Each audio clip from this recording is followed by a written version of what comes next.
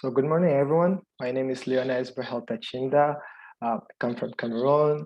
I am a student in occupational therapy at McGill University, and I received a grant. So I am a recipient from the Brain Tumor Foundation of Canada. I received an award to have a stage boursier here at the CHU Sainte-Justine in Montreal, and it's a great honor for me to have this studentship award and be able to work with the population of pediatric brain tumor survivors.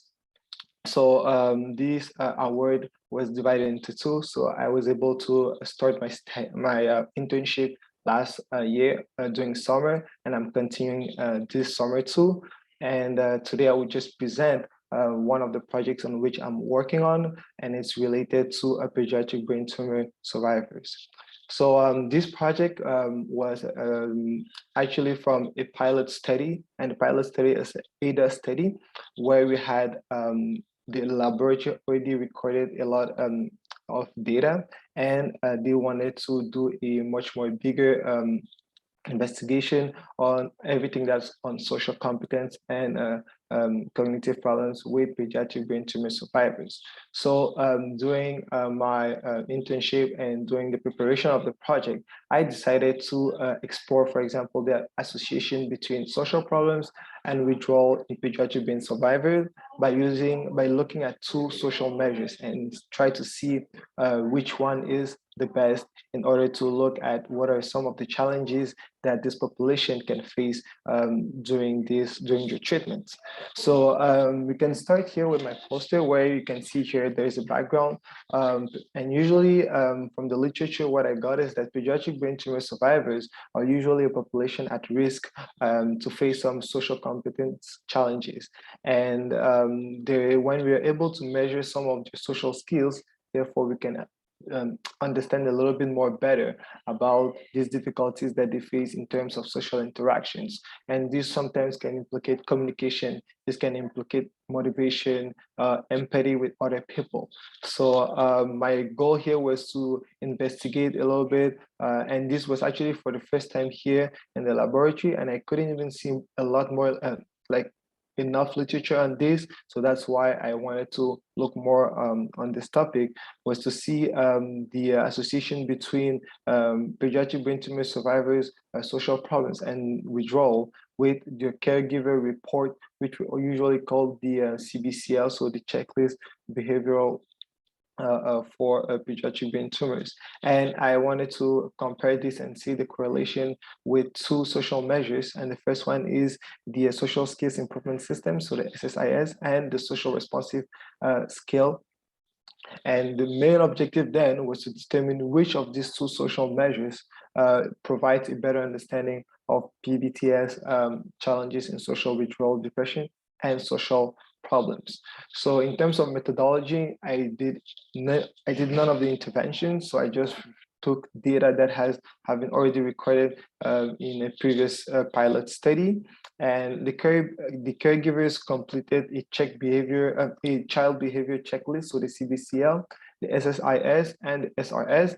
And I just took the variables of the CBCL and did some correlations and some analysis with these social measures. And in this study, we had participants like 27 pediatric brain tumor survivors participants between 9 and 17 years old. And here you can see some of the subscales of the different social measures. As I mentioned, communication, cooperation, assertion, and you can, for example, see for SRS, where you have social awareness, communication, social cognition. So after running some analyses, I had some results here. And one of the things that was very important to remark was that in the SSIS, most of the correlations were not significant. So there was no correlation, for example, with social problems and the dependent variables of the CBCL, while some of them in terms of withdrawal and depression, social withdrawal and depression, had some of the correlation were significant, but again, it was actually very few compared to the number of variables that have been chosen. And I just forgot to mention that the variables that have been chosen have been chosen on purpose because these are some of the variables that have been usually used when we talk about PBTS population.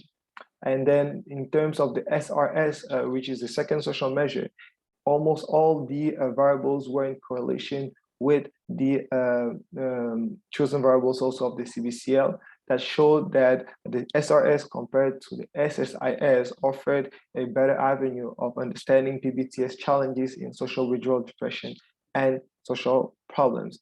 But it's important to remark that the SRS subscales included aspects also of social information and processing, which have been found to be impacted in PBTS. So that's something that can a little bit explain why the SRS had more significant results than the SSIS. But also in terms of limitations, the SRS is usually mostly used in autism, while the SSIS is mostly used to screen behavioral skills, while the SRS is more for competence skills. So, and most of the variables that have been used in this study were variables more related to competence skills. So that's why we can maybe think that the SRS had more significant results in terms of correlation with the variables of the CBCL. And finally, some of the data was standardized. So usually in research, sometimes we can use raw scores. So scores that have been directly taken from a measure, or we can use standardized scores when we take, for example, in account the age, the sex, for example, of the participants and the situation in which they're living. So we can adjust the scores. And the SSIS had standardized scores, while the SRS had raw scores. And that's also something to take in consideration. There is no specific rule to say if we need to use T scores or R scores. It really depends on the study, and therefore future studies can maybe think of using a little bit more an SRS, which is not currently used as, for example, other social measures, and they could actually continue to do bigger studies on this in order to see what are the impacts that can be used in the SRS, sorry, to screen for more difficulties or challenges that pediatric brain tumor survivors can face in terms of social competence and social skills. So this is one of the main projects that I worked on. And I was very glad to look at something that is a little bit different from my field of study. But this is very important in terms of social health. I would say it's very important, and mental health also, because these are the main aspects that these populations usually, especially in palliative care, when they face, can be very difficult, especially towards end of life too. So thank you for listening to this. And I just wanted to thank all the donors from the Brain Tumor Foundation for letting myself implicating in different projects here at the CHU Sainte-Justine Laboratory, especially the Center of Psycho-Oncology. It has been a great pleasure for me and an honor to be able to see some of my dreams getting true, because I have been working with doctors, I've been working with nurses, social workers. I've been working in a field of oncology, which is one that I aspire as a future doctor to, trying to get into medical school to do also. So thank you so much, and I hope you learned a little bit more about these fabulous projects here, and I hope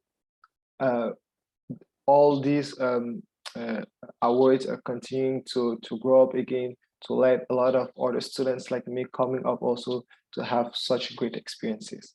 Thank you.